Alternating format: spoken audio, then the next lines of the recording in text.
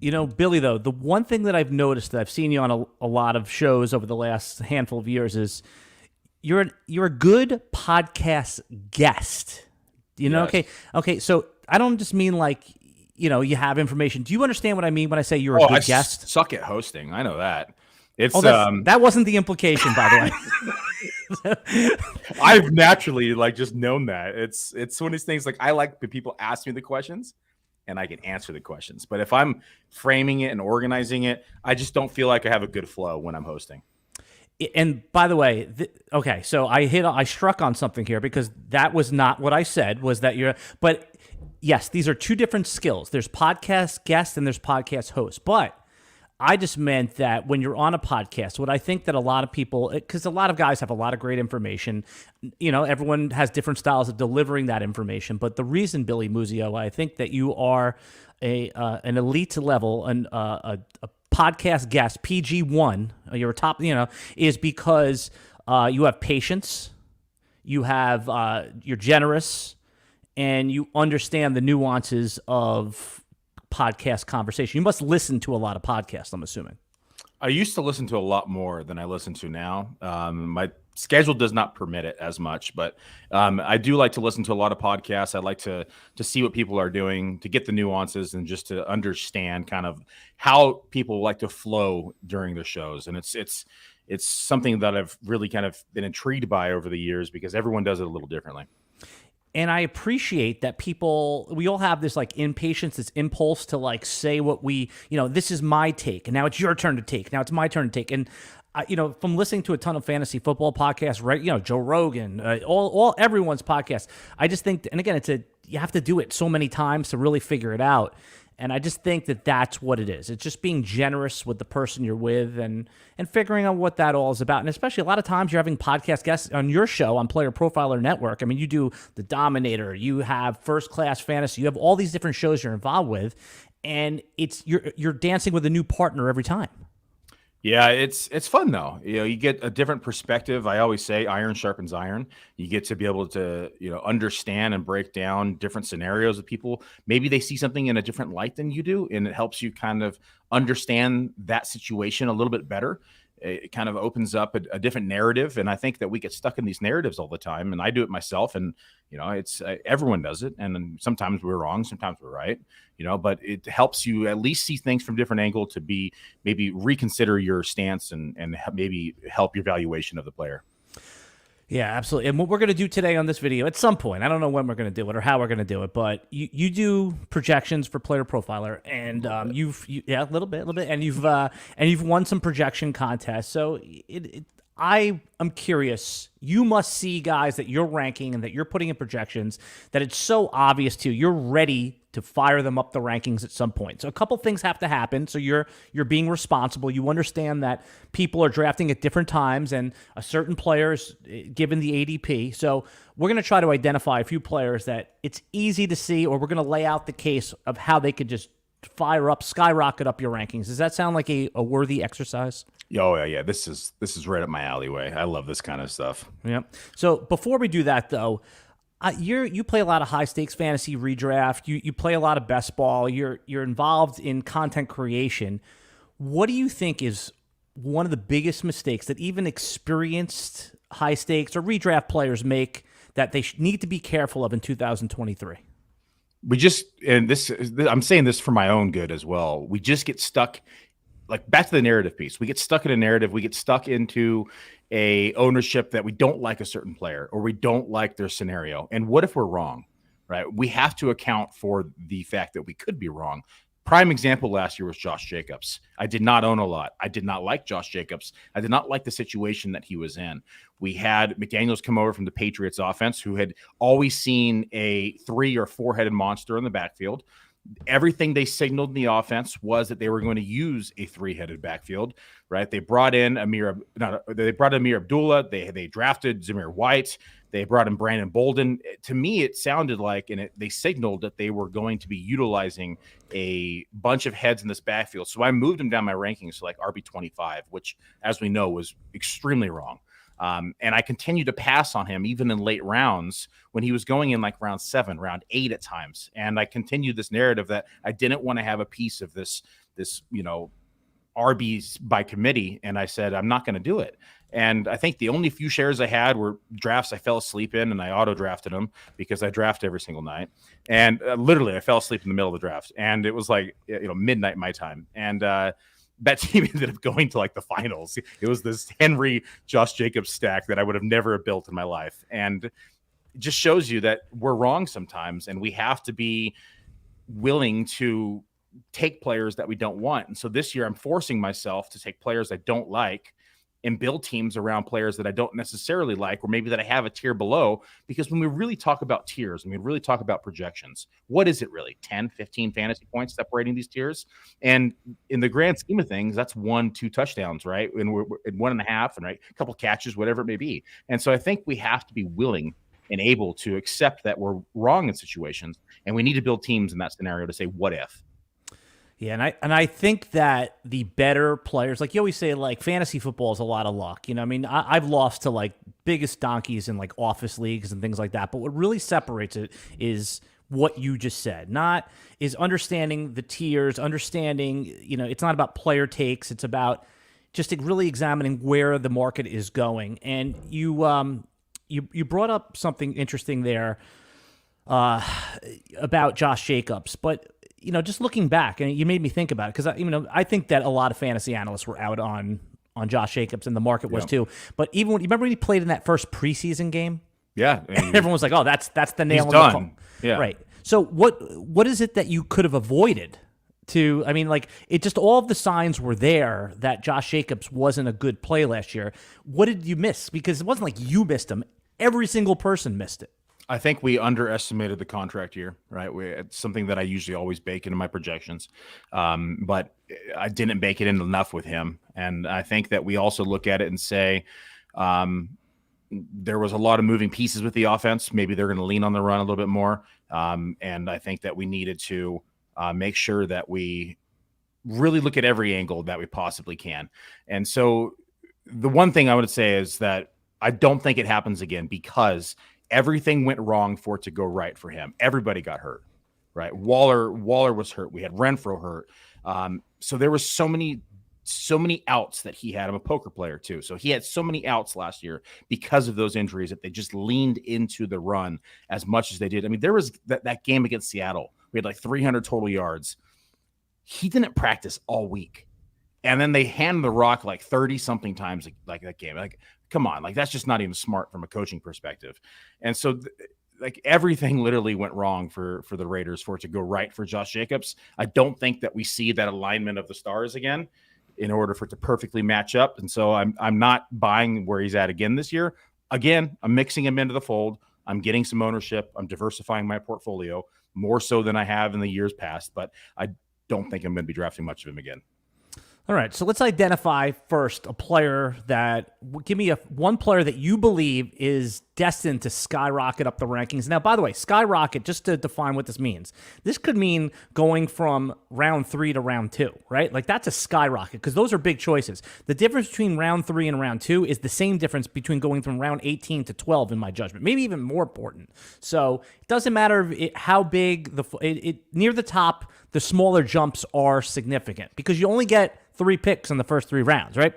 One of my biggest pet peeves is when someone says, "Oh, I wouldn't take him at 3.3, but I take him at 3.6." No, you get one chance at this player. So who's a player that you predict is going to skyrocket by the time we get to Labor Day? Christian Watson. I think he's not necessarily a household name yet, right? And when people are drafting, they're going after household names. But when you look at the depth chart and you look at this team, he is the clear-cut number 1 inside of this Packers offense. Yes, I know we have a new quarterback with Jordan Love, and we no longer have back-to-back. We no longer have back-to-back extra caliber. I mean, these quarterbacks that the Green Bay Packers just went from. They went from Favre to Rodgers. I mean, now Jordan Love, good luck, right? These are Hall of Fame caliber quarterbacks, and so Jordan Love has some big shoes to fill, but Christian Watson is the clear-cut one. Outside that, they only have Romeo Doubs, Jaden Reed. They have 2 rookie tight ends. So it opens up a lot of target share for Christian Watson. He's wide receiver 15 in my rankings currently, but we're constantly seeing him go in, FFPC drafts in like round 4 still, in best ball round 5 at times. And I think that he's going to climb to like early 4 to late 3rd eventually. We're starting to see it in redraft more, where he's starting to go in round 3 already, but he was going in round 5, slowly creeping up. But I think when everything's said and done, he's a round 3 pick. And you referenced the FFPC, where you only need to really start 2 receivers if you wanted to. In the NFFC, you have to minimum start 3, and it's optimal, sometimes to start the 4. You could see that ADP even rise, and I think that has a lot to do with it also, with if your league likes running backs, or it doesn't matter though, because if your league pushes down Christian Watson and he's around 6, he could jet up to round 4 instead of round 3. I like that pick also, and I'm not so, and I hear that a lot, like, oh, Jordan Love, like the assumption is he sucks. What if he's the 16th best quarterback in the league? That's enough to feed him, right? I mean, he doesn't have to be top 5 quarterback for Christian Watson to have a top 8 wide receiver year. Yeah, I have met 20. I think 16 is definitely within the realm of possibilities. You're talking about Love. Yeah. We're talking about Love. When we have that tier, if you look at that tier, separating from 16 down to 21 is separated by exactly 17 fantasy points. So it's another tight-knit group. Love has every opportunity, I think, to be number 1 in that group there.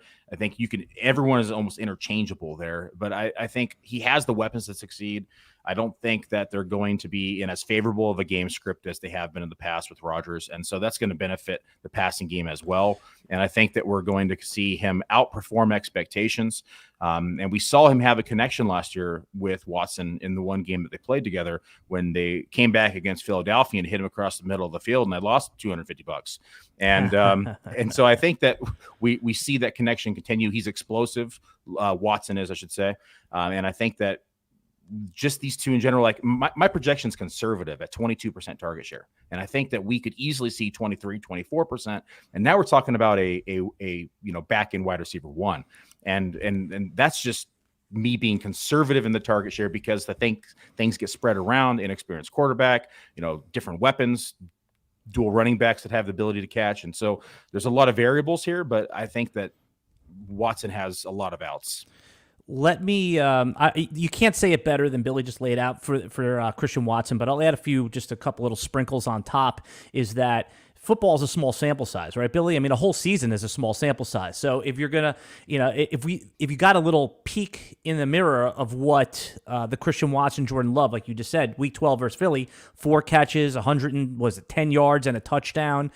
From week I believe it was 10 on, so 2 months of sample size when Christian Watson became a full-time starter, he was wide receiver 9. He was already there. It's not, you don't have to project him. He's already done it from the time he was given the job. So he's one of, in fact, I took him over Cooper Kupp in a Dynasty League. That's an age thing, a strategy thing. I took some shots for that one, and I could regret it, but I like, I'm in agreement here so far. A player that I thought, you mentioned him already, is Deontay Johnson. He's already creeping up a little bit. I looked last year, he was like wide receiver 36, and he had 0 touchdowns, famously, right? You almost can't do that if you tried. And then he was, if you just add 4 touchdowns to last year's total, he zips up to like wide receiver 22. Is he someone that you think could start creeping his way up in your projections? Yeah, I feel like I'm in a tunnel. I've echoed that sentiment quite some time now. Oh, good. Love Deontay Johnson. Love him at cost. He's been going as like wide receiver 35, 36. He's climbing. I'm starting to see him go earlier now as we get more and more into draft season. But I think he was just really disregarded because of that 0 touchdown performance. And I think it's, like you said, it's going to be physically impossible to happen. Prior to that, in 2020, he saw 7, 2021, he saw 8. I mean, this guy has seen 144 targets or more since his 2020 season. And I don't think it's going to stop. I mean, we look at this offense as a much improved O-line. They drafted Broderick Jones in round 1. They drafted a blocking tight end in round 3. They got another offensive line in round 7. And so I think that we're going to continue to see their offensive line improve, which will give them a little bit more time to throw the ball. It'll also allow Najee Harris to run the ball a little bit more, which will balance their offense out and keep defenses honest. But Diontae Johnson is the clear-cut number one in this offense that should be a top 10, maybe top 12, attempts in the league. And so I think that Diontae Johnson is severely underrated this year. He's my wide receiver 22 in my rankings. And I've been saying the same thing. If he had 4 touchdowns, this is not even a talking point. He's going as a top 20 receiver again. What's your projection for him as of today, of time of recording? Time of recording. And also, while you're going to click that up, the other thing I like to talk about when we talk about players skyrocketing is not like, hey, draft this player.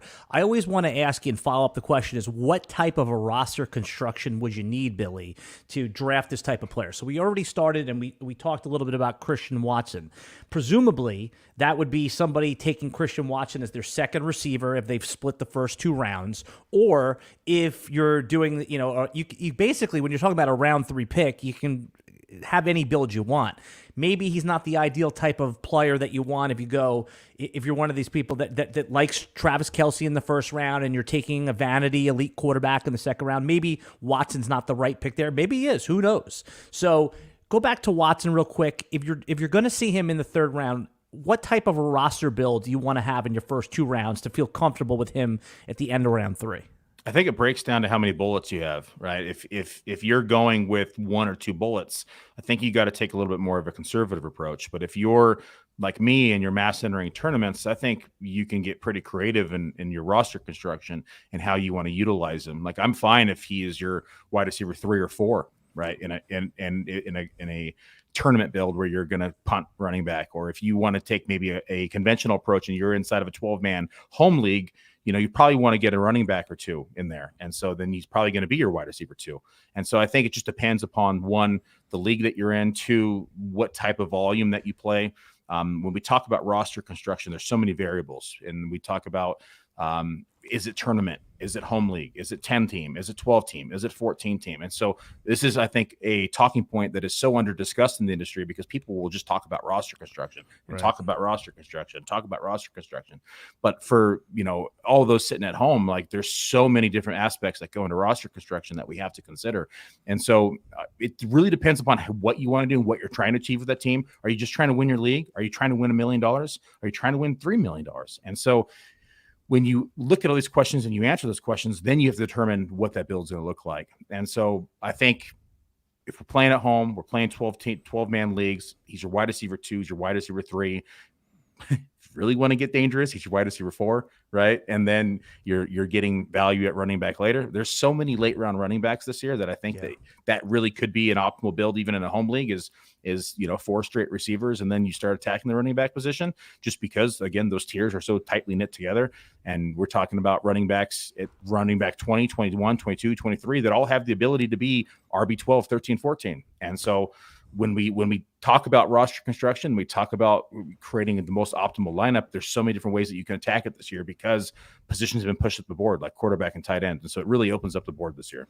Yeah, I like that. Adding, I think that's important, because I think we're guilty of that across the board, myself included, is that when we talk about roster, I think when you're talking about something like underdog, like a best ball, like, it's uniform roster construction. We all get it. So you don't need to define those parameters. But when we're talking in a redraft league, for the most part, we need to caveat, is this home league or is it tournament? I think that's, but for the most part, your first 3-4 picks, it's kind of, there's 30 good players that everybody wants. And then, of course, there's a lot of holes in everyone. Let's go back to Diontae Johnson. That's what I asked you about before. What's you have as his projection for this season? I have him for 26% target share, 155 targets, 61% catch percentage. It puts him at 1,002 yards, and I give him 5.5 touchdowns. And so it's... How many receptions is that? 95. Okay. I mean, that's major. That's major. Yeah. No, okay. So that's going to pay the bills in the 5th and 6th round in any format. Yeah, that puts him as wide receiver 22 in my rankings. So it's just behind DeAndre Hopkins and Keenan Allen. I love that. All right. Let's take a quick break here, Billy. I just want to tell everybody about Reality Sports online. I don't know if you've tried this out yet, but by now, most people have heard of Reality Sports from listening to the RotoWire podcast. It's a powerful fantasy sports platform where owners get to build and manage their fantasy team just like a real NFL general manager. But the question is, have you tried it? It's time to go see what all the buzz is about in Dynasty. You hear us talk about it every week here. Dynasty fantasy football is growing. It's a community, a free agency. You have multi-year contracts, rookie drafts, multi-team trades, franchise tags, contract extensions, first-round rookie options, automated contracts, salary cap. I mean, everything you could think of about running your own team. So if you want to try something outside of just the standard Dynasty, or if you want to try something outside of redraft, Reality Sports Online, you think you're among the fantasy elite, this is the platform that'll put you to the test. Still not sure? You can test out our general manager skills for free in a mock free agency auction. If you like what you see, use the promo code RotoWire. Receive a 10% discount on your team or league today. Fantasy just got real at realitysportsonline.com.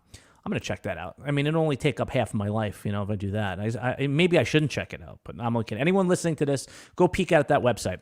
I'm here with Billy Muzio from Player Profiler. Billy, what title did they slap on you over there at Player Profiler? Director of Operations. So that means you do everything. Yeah, I have a business background, and so for me, it's kind of the perfect blend of what I do daily inside my business and mixing my fantasy life. It's actually pretty much a dream come true job for me because I get to help manage the business. I get to help manage contracts and strategy over at the site and kind of the big picture per se, right? And help manage the bottom line, and then also get to, do podcasts, create rankings, and drink beer and talk sports. I mean, what else could I want? Yeah, it's your quality of work shows. I'm a fan. I've seen you around for the last couple of years. You came into my purview. I'm embarrassed only a couple years ago from appearing on Matt Kelly's show and doing the show with him. What is your history in fantasy? Were you just you give it to me. I don't want to speculate here. Yeah, I actually lurked in the shadows for about 5 to 7 years. I just kind of sat there quietly observing, not really doing anything. Did my own projections and drafted off them in FFPC and had a lot of success. And honestly, I was fine doing it. Like I said, I'm a businessman. I didn't really think I was ever going to get into the industry. I didn't have time back then. Things change. You get a good staff. You get comfortable in your business. And I started having more free time. And so I asked Fantasy Pros to publish my projections and was told, one, you have to do them for 2 years. I said, well, I have done them for 2 years. Well, no, they need to be published.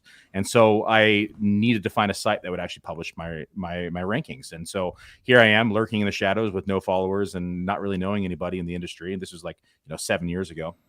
And so a buddy of mine, Mike Patch over at Fantasy Data, brought me on board, and we did podcasts with Bradley Stalder and started doing my rankings over there and got me into the Fantasy Pros contest. And then the first year I was able to submit them, I won the contest. And so it's like when it's like I'm trying to think of hitting a hole in one with your first golf shot, right? Yeah. Like I said, I did them for years. I just wasn't able to submit them ever. And I didn't really have an area to publish them either. So it was all for my own drafting purposes. It was all for my own use because it made me a better fantasy player. I'm a numbers guy. I like to be able to see things on paper, be able to analyze people and see things and create narratives and watch film and put it all together and kind of have a blend of analytics and film and be able to create these things. And that's what I prided myself on. And so it was nice to be able to get them published. It was nice to be able to actually see how they stacked up against some of the best in the industry. And I always say a broken clock is right twice a day. And I was just happened to be right that time. And then followed it up with the number 4 finish last year. So pretty excited to be able to do this regularly now. Yeah, and if you can hear Billy's passion through the microphone or watching on the video as I do, I mean, I became an instant fan of Billy, and that's what we do on this podcast. We have guys on this podcast and girls on this pod and women on this podcast who we just enjoy their content. So follow him as I do at FF Muzio if you want more of this type of passionate fantasy football talk. Billy does a bunch. Billy, just promote really quick a couple of the podcasts that you're doing right now if people want to really zero in on what you're doing. Yeah, so every Thursday, except for this week, every Thursday is typically 3:30 Eastern. I record on the Player Profiler Network with Theo. It's called First Class Fantasy. We have a bunch of high-end guests come on. We talk projections and rankings. We talk high-end kind of valuation of the sport and kind of break things down. Every Sunday, I record the Dominator now. It will move to Friday once we get back into the season. As we're watching the sport itself. But that every other week is with Matt, the Podfather. And then every other week I have a guest on. And then every Wednesday I record Man vs. Machine, which is a projection show. We literally just talk projections. And we analyze and we debate and we discuss. Today I have Bradley Stalder coming on. We're going to actually break down Scott Fishbowl rankings because I finished those last week and got them published, and was super surprised at who came out as number one in this. Who's format. number one? Just give it away so people come over. Give it away. Travis Kelce came out number one because that's not a surprise. Well, no, but yeah, it's not a surprise for if you know the scoring format. Well, I meant more of who's taking them at 101 when the scoring format's bad. Yeah, I mean the scoring format is crazy. So for those of you who aren't familiar with the Scott Fishbowl, they changed it even every year it changes, and so this year it's changed. So it's already PPR, and it's already this year 1 point for a first down. Tight ends get an additional point for a first down, and tight ends get an additional point for a catch. So if you break it down, Travis Kelce has a 10-yard catch for a first down. It's 5 points. Right. Yeah, I mean, I was kind of making a joke to the take Travis Kelce at 101 video I did for the Player Profiler draft. Any sort of premium, even just 1.5, he finished ahead of Justin Jefferson last year. So there is a case. I mean, again, roster construction, you could do whatever the hell you want. You like to take running backs, take them. You want to take tight end. But points-wise, he did come out ahead of Jefferson. But I was doing this entire breakdown of like which quarterback I was going to take because it's also quarter point per carry now. So I was looking at, Josh Allen versus Jalen Hurts. Can I mix in Lamar Jackson here? How creative can I get? And I was looking at this entire breakdown, and then all of a sudden I ran it through the algorithm. I was like, holy crap, I'm looking at this wrong.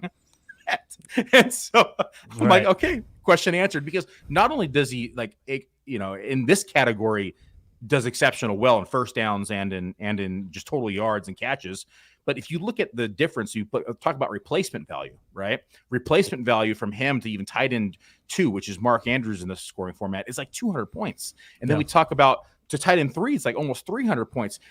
He's double tight end 6 in this format. And so that is a massive positional advantage.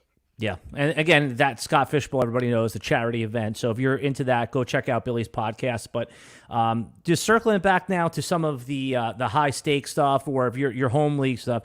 Billy, you play in a lot of leagues. You mass enter a lot of these contests. Before we get back into our players that are skyrocketing up your projections, or you could see the case for it, FAAB. I want to talk about FAAB bidding and your strategy.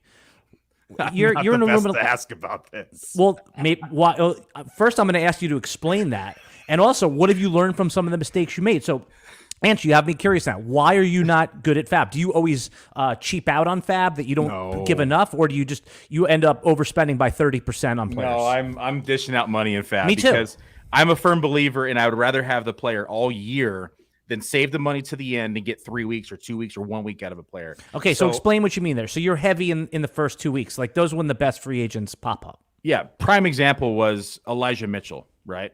Okay, let's talk about Elijah Mitchell because we know how much he went in FAAB. I was one of the driving factors of 90% of my FAAB being blown on Elijah Mitchell. And just kind of fine print here. I owned him in 40 to 50%. I think it was 48% of my rosters. I owned Elijah Mitchell. I was round 19 pick, 20 pick, every single draft I was in. And just to give people context, 25% ownership is extraordinary. You're almost double that. Yeah. So I'm a firm believer in late rounds in redraft. I want to make sure that that's noted. And you redraft only. I'm not doing this in best ball. Redraft only. I'm fine going 40, 50% ownership in rounds 19 and 20, because if anything happens, you just replace them, right? You cut them. And so we had all this ownership with him, and week 1 comes around, and of course we don't see anything from Elijah Mitchell. And so I forget even who was on the waiver wire that week. So we ended up making drops. I think we cut him in like 20, 30 leagues. So we ended up dropping down to like whatever it was well below where we were. And so when you say do you have a partner on this stuff? Yeah, I have a draft partner. His name is Dave Hubbard. He's one of the best drafters in the world, in my opinion, and has almost $2 million in career earnings in fantasy football, just from winning leagues at NFFC, FFPC, FFWC. He plays them all, and so we ended up cutting quite a bit of shares, because the way we looked at it was, hey, he's number 3 in the depth chart. we're going to have to see not only one injury, but two injuries. And lo and behold, it happened. Right. And so here we go. Elijah Mitchell now is the number one FAAB after we just dropped him. We re-added him in probably 70% of the leagues that we dropped him in. And we spent a lot of money on him. We spent anywhere from 80 to 90% of our FAAB because we knew the upside that Niners running back had inside that offense and could be a game changer. That's why we drafted him so much, was because of the upside. And so now we're on a budget in a lot of these leagues because now we're doing $1 FAAB pickups, $2 FAAB pickups. Is there zero in FFPC, and what's the other one called? What's it called? So there's no zero FAABs in either of these. That's what, and neither is formats. NFFC either. There's no zeros, which again, I understand why in a contest like that there's not. Like you want everyone to have the level playing field. So now we're on a budget, right? We have 80% of our budget gone, 90% in some leagues that we were running back needy. And so we have to, really manage our budget throughout the rest of the season. Although I'm a firm believer in being able to get a lot of value at FAAB, and you can find people for $1 or $2 at any given week. It just limits your opportunity. That being said, when I say you shouldn't ask me about FAAB, it's because every week I'm constantly overspending, because if that guy hits, I have him for 12, 13, 14 weeks. And I'd rather spend the extra $30. I resent that you said that. Don't ask me. I think because this is my strategy too, and it's worked. So when you say that, you're kidding. It sounds like you have a disagreement with Hubbard. No, we're dangerous with each other because we're the same. It's what happens is that we get into the playoffs. Like, so for instance, we play the 10K at FFPC. We play in both of them. 2 years ago, we were playing Chad Schroeder for the final. It was $60,000 up top, $40,000. I think is second. And so it's a difference of $20,000. We had the super team. It was the year I won the competition. So we drafted Debo late. We had Jonathan Taylor, who was RB1 that year. We had Cooper Kupp, who was, wide receiver 1 that year. We had Najee, who was a top 5 running back. This team was stacked. Josh Allen, this team was averaging almost 190 points a week. And we lose the final week by a half a point because Chad had $1 or $2 left, and he picks up the Bears defense, which was the obvious number 1 defense that week, and he picks up the Justin Jackson. The two combined for I think it was 84 points, the two of them did. And it beats the super team because we had no FAAB. We're sitting at 0 in the final week. We didn't need FAAB because our team was so stacked. But had we had just $2, we could have blocked him on one of those players and we would have won. And you would have, and those were the obvious blocks, right? Obvious blocks. Because Justin Jackson had a clarified star, and like you said, the Bears. So, but that's how it happens. That could have also petered out the other way. So that's the variance of fantasy football that you can't predict. I think that you should still, even though that burned you because you went all in on Elijah Mitchell and then you had nothing left at the end, having the $10 hammer at the end rarely works. So I'm with you. I think that the correct FAAB strategy is, if there's an obvious guy, and don't cheap out. You'll see these, you'll see a lot of fantasy analysts give good advice, 15%, 20%, go 35%. Get the guy. You get 2 hammers, right? You get 2 40%ers, or you get 1 70%er. I mean, so you really, I like using the hammer early. Now, if some receiver, let's say Tyler Boyd doesn't get drafted in your home league, you're doing a 14-round draft, and Tyler Boyd is out there and he has 2 touchdowns week 1. He's not a hammer guy, right? Yep. It's not a lot of mouths to feed. Right. So just be aware of that. Pay attention. Also, season it to your league. You know how your league spends. If your league is cheap and will spend $12 at most of it, then you only maybe need to do 25%. Let's get back to a few guys that are skyrocketing up your boards. Billy, who's somebody else that you're looking at and you're just ready to push them up a few rounds when the right sort of circumstances breaks? Treylon Burks. It's another name that we're continue to see climb. I just don't think he's climbing fast enough. I don't think there's another wide receiver or NFL caliber wide receiver on this team. I mean, you look at the depth charts: Chris Moore, Nick Westbrook-Akeen, Kyle Phillips, Chris Conley, Colton Dowell. I mean, people don't even know who that guy is, right? The only other really decent pass catcher on the team is Chigo, and he plays tight end. So when we look at the opportunity share and the pie that's going to be broke down, it really looks like Treylon Burks is going to see probably a floor of 25, 26% target share. And I understand Tennessee Titans don't necessarily have the most pass-heavy offense. They have Derrick Henry. They just hand the ball off to every game. But at some point, they're going to need to throw the ball, and when they do, it's going to be Treylon Burks. I have him projected for 26% target share, 131 targets, 80.8 receptions, 1,094 yards and 5.9 touchdowns. When we look at where draft started, he was going in round 8 at times in FFPC. I mean, that's ridiculous. He's starting to climb. I saw him in 7 quite a bit. I started seeing him in 6 just recently. Another name that I think is going to be probably a round 5 pick when everything's said and done.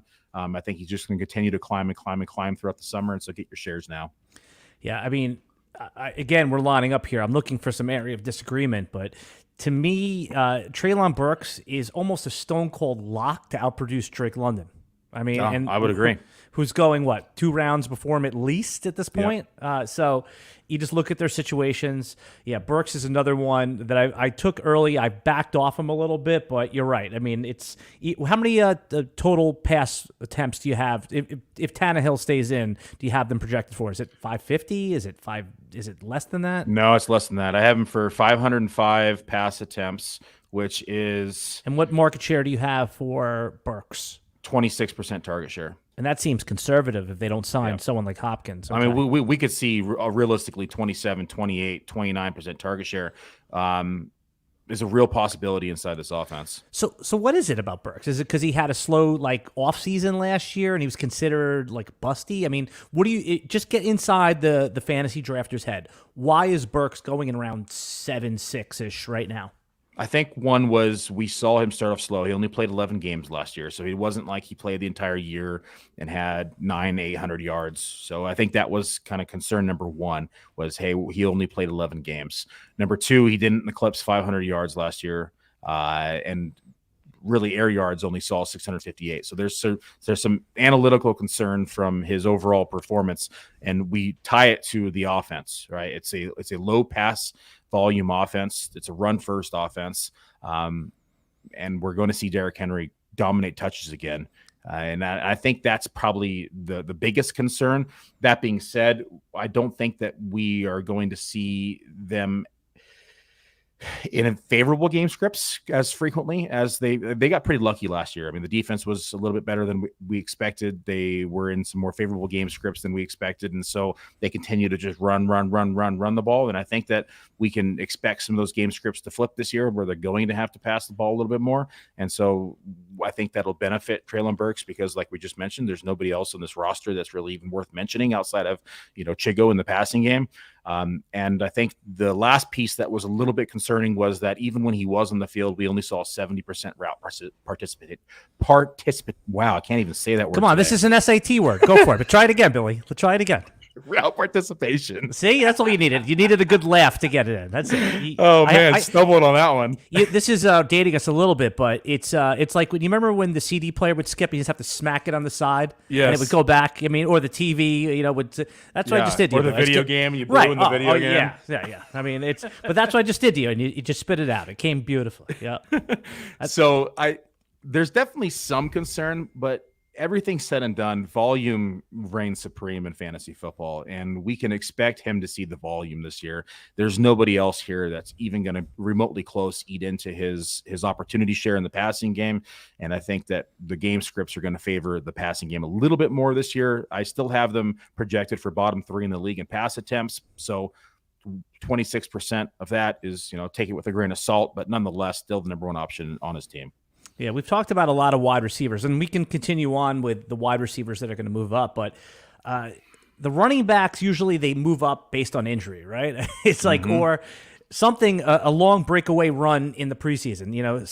Was it Javid Best? Was that the ultimate one, right? When he was, who was it? Was it Javid Best that had the huge breakaway run his year at the Lions, and then he went from round 8 to round 3 or whatever it was? I mean, so who do you think it is that, whether it's right or wrong, I'm not saying that this is what you would do, Billy, but is there a running back that when something happens in the preseason, it's so easy to see them moving, from round 6 to round 3 or from round 10 to round 5? Who's that running back that you think can skyrocket, whether it's correct or not?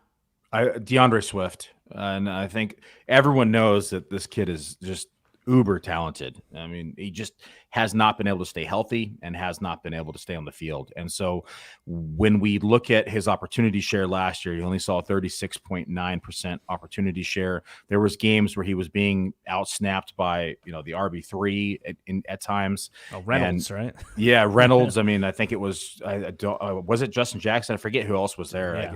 It was just the RB4. Yeah, it was just this hodgepodge, and he was getting. I mean, there was games where he was seeing 13% snap share. I mean, it was disgusting, and so people are soured by it, and they were burnt by it, and so he moved down their board. But he just went over to Philadelphia, who has arguably the best line in football, and I think that even in a limited capacity is going to see some major running lanes, because we also have a team that is able to attack downfield. We also have a team that commands the secondary's attention, and we also have a rushing quarterback who's going to open up running lanes. And so even in a limited capacity, Swift has the ability to significantly outperform ADP. He was RB2 in yards per touch last year, 6.3 yards per touch.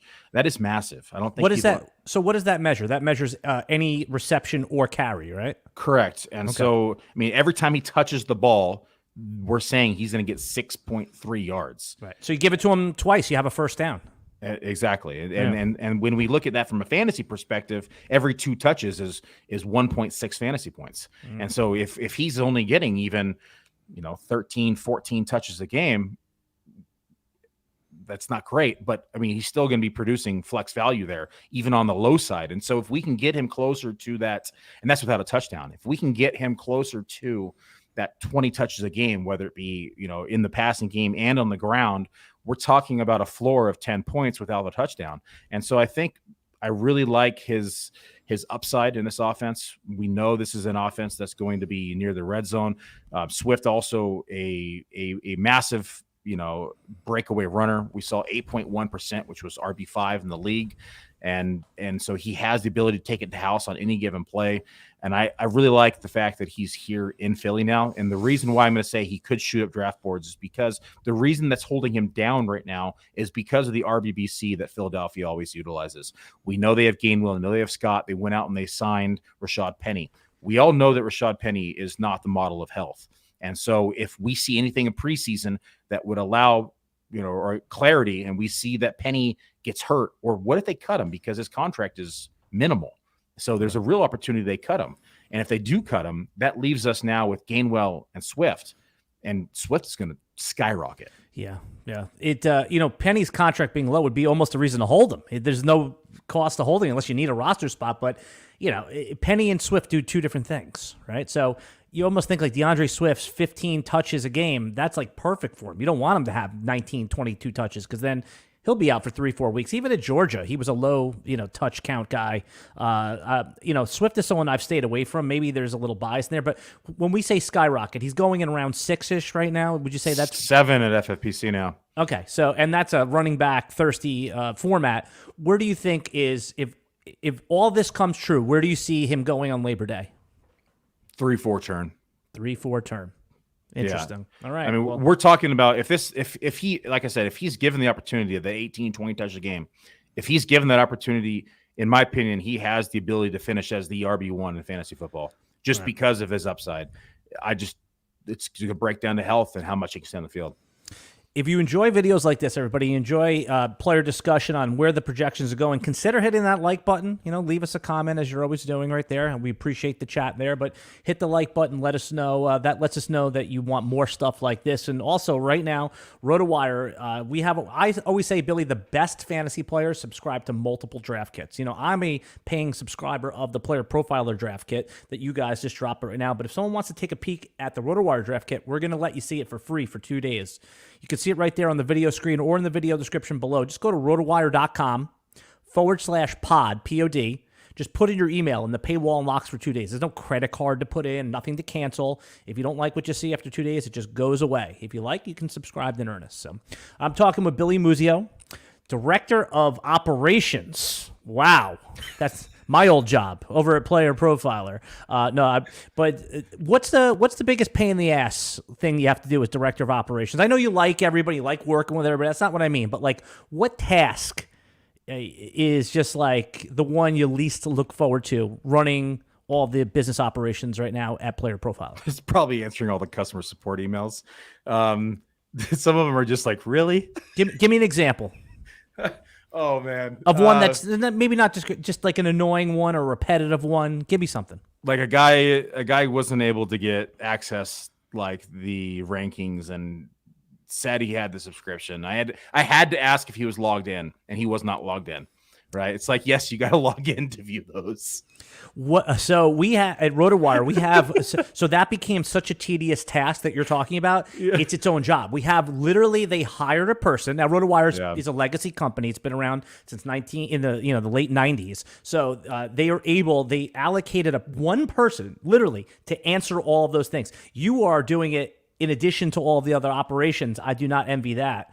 So yeah, it's sometimes I get I read a couple of them. I'm like, okay, that's going to require me to do a little bit of time. I'm going to come back to this, right? And I try to answer all the customer emails I get by the end of the day that I get them. You have to. There's times I'll push it to the next day, or if I don't know how to do the item yet, because I'm fairly new to Player Profile. I've been here since March, and so I'm still learning to do some of these processes. And so if I need help with it, I let them know, hey, your email's been received. I'll circle back with you in about a day, right? And so I let them know, but that's all people want to know. They just want to know that they're being heard. How many times have you been on hold with the cable company and then they either just like phone tree you or disconnect you, or the airlines? We just want to know. We don't want to hear annoying hold music. We just want to know our email's received and somebody's on it. Yeah, my favorite thing is when they hold you until they're closed and they tell you they're closed. Oh man, that's a West Coast thing. They don't do that in the East Coast because of the time difference. Billy, I don't want to keep you forever, but I have a ton of other questions for you. Cam Akers, to me, this seems like an obvious one to move up. I don't even know just tell me if you're interested in Cam Akers. And listen, one of my favorite fantasy strategies that's worked, and it could not work at some point, is look at players that we liked the previous year that had a bad year but just finished like gangbusters. Jerry Jeudy finished strong. Cam Akers finished strong. I'm not saying you're going to get RB1 Cam Akers, but is it easy to see right now that he could skyrocket? Where are you going to be on Akers? Yeah, Cam Akers is another one I was gonna mention if we kept going down the rabbit hole. But I think it's just going to break down to, is he going to piss off Sean McVay or not, right? And that's something that's just so hard to project. We've seen them have this scuff between the two of them, and it's been this stain on Cam Akers. But I think now, out of necessity, they have to rely on him. They don't really have anyone else there that is. You don't like Sony Michel, I guess. I'm just kidding. No, don't like Sony Michel. I mean, Kyron Williams is undersized. He's a pass catcher, but I don't think he's gonna equate to be much in the league. They drafted, what is it, Zach Evans? Is that who it was? Mm-hmm. And they also another Evans they already cut. But here's the thing. Isn't this like the fact that they signed Sony Michel? I know he was there last year and he knows the offense, but the fact that they didn't bring in one of the name brand guys, the Zekes, the Lennys, even Kareem Hunt, Melvin Gordon, even, isn't that like a vote of confidence in Akers? Yeah, it signals to me that they trust in him and that they're going to rely on him. I think it's safe to say that we could probably see 53% of the rushing share is going to go to Cam Akers. It'll be about 224 attempts. I think it kind of solidifies his role in the passing game as well, which he hasn't really been utilized that much. But I think that we can see that increase a bit this year just because of the lack of weapons they have in the passing game. Their wide receiver 2 right now is Van Jefferson. Wide receiver 3 is debatably Tutu Atwell. And then, the number 2 target option is probably Tyler Higbee. And so I think that we might see a little bit more utilization of the running backs this year as well in the passing game. So I think that his opportunity share is pretty massive this year. It's a clear cut above 50% rush share guy. And there's not a lot of people that you can say about that in the league these days as more and more teams go to the RBBC model. And so anytime we can see a running back that's going to see 50+% of the rushing share, we want to have that on our team, because I mentioned earlier, opportunity is king in fantasy football. And if you have that many opportunities, you're going to score points. So I like Cam Akers. I think he's being undervalued this year. This is actually the first year I've ever been on Cam Akers. I've never been a big Cam Akers fan. I was always just taking the later guy at ADP, which was always, Henderson. And this year it's a clear cut number 1 for me, and it's Cam Akers. If you want to go receiver, in your draft. And that's a very viable strategy, especially in a 3-receiver league. You just want to load up on stuff. You want to go CeeDee Lamb, Devontae Smith, Christian Watson. You just want to hit it. Najee Harris and Cam Akers are the answer. I mean, those are the 2 running backs that, I mean, you could put in who your favorite are, but Cam Akers, I know you see the term must draft. Literally, he's a must draft for your best shot to have a top 12 running back. Yeah, I try to add him whenever I can. I've been doing some pretty off-the-wall builds lately just because. What does that mean? Explain what that means. I try to create builds that are just way out there that people won't build. Right? The total uniqueness where it doesn't it's not likely, but if it does, you're winning the million. Okay. Yeah, we're talking like 10 straight wide receivers in the start of the draft, right? And then we're talking about 5 straight running backs to start the draft, right? We're talking two tight end starts, 2 quarterback starts, things that are just people look at it and say, is this guy drunk? Right? Because if it hits, it's going to hit. And if it doesn't, then great. I have 140 other teams that are built to win normally, and so I build these things, and I don't do it a lot. I might throw in about 10% of my total teams in these unique builds, but they're fun to make, man. Like you don't care about what the draft board looks like. You're just literally drafting off a strategy, and you see people tilt too in draft rooms. That's probably the best part. People get angry because they're like, there's no way this guy's going to take another receiver. He's got 7, and then you double tap receiver on the turn. I just experienced it in a dynasty league with a QB horde. Someone was I'm sure you saw it spill out onto Twitter. Yeah, I was in that draft room. Somebody was just taking 5 QBs in the first 6 round, and it sent someone basically into the insane asylum. So there's a difference between doing builds that are unique and doing builds that are suboptimal. 5 QBs are suboptimal. It was a super flex, by the way. Okay, super flex is okay. And it was a best ball too, which is even more optimal. So you never, That's fine. Okay, I thought we were talking about normal like one. No, I should have clarified. Yeah, but like I said, it does tilt people, which is even just worth the entry price in itself. Yeah, I had this guy we were drafting, and we had this 10 receiver start build because there's a lot of running backs late that have some upside. And who are the couple of the guys? Just lightning round them out, no explanation. Who, if you go like 6 or 7, 10 receivers, who are a couple of the guys that at least have a chance to make that build be a winner? Well, I mean, Zamir White. What if Jacobs actually sits out? Right? I mean, now you have a potential RB2, RB3. What if Pierre Strong? What if Ramondre Stevenson gets hurt? What if they actually utilize him in the passing game and they go back to the RBC build? Right? You have Gibson, who's been following because of the Kareem Hunt news. What if he is a 60 catch guy and is seeing 35% of the rushing share? He's now an RB2. Right. And so there's all these guys. Fournette is going in round 16, 17. What if he signs in a favorable situation and he just sees 30 to 40% of the rushing share? And now he's an RB 35. Right. Like what if he's the guy that replaces Ramondre with an injury or something like that? Kareem Hunt. Yeah. Kareem Hunt's going undrafted like around 18, 19 in some of these places. And I mean, what if he actually, when he signs, I think he will sign. When he signs, he probably shoots up to like round 12, 11. And so a lot of these guys I'm taking just late stabs on in these wide receiver heavy build teams and, praying for 1 or 2 running backs to hit. And if they do, forget about it. Yeah.